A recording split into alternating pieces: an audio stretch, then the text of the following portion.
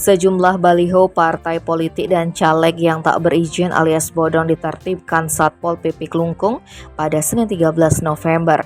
Penertiban dilakukan terhadap baliho yang terpasang di sejumlah ruas jalan di Kecamatan Klungkung dengan melibatkan sejumlah unsur, diantaranya Bawaslu, KPU, dan pihak kepolisian serta TNI. Penertiban dimulai dari perempatan Jalan Raya Bypass Ide Bagus Mantre, wilayah Watu Klotok, Desa Tojan, Klungkung hingga perempatan Desa Jumpai.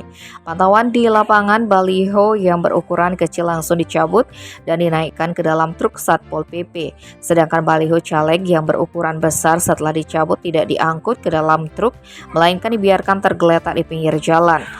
Kasatpol PP dan Damkar Klungkung Dewo Putu Suarbawu mengatakan pihaknya juga menertibkan alat peraga sosialisasi yang sudah rusak dan roboh karena mengganggu pengguna jalan. Ditambahkannya penertiban baliho parpol dan caleg oleh Satpol PP dilakukan menindaklanjuti surat Bawaslu Klungkung untuk menertibkan sejumlah alat peraga sosialisasi yang mengandung unsur kampanye. Menurutnya, di samping tak berizin, puluhan baliho yang dicopot ini juga mengganggu ketertiban umum.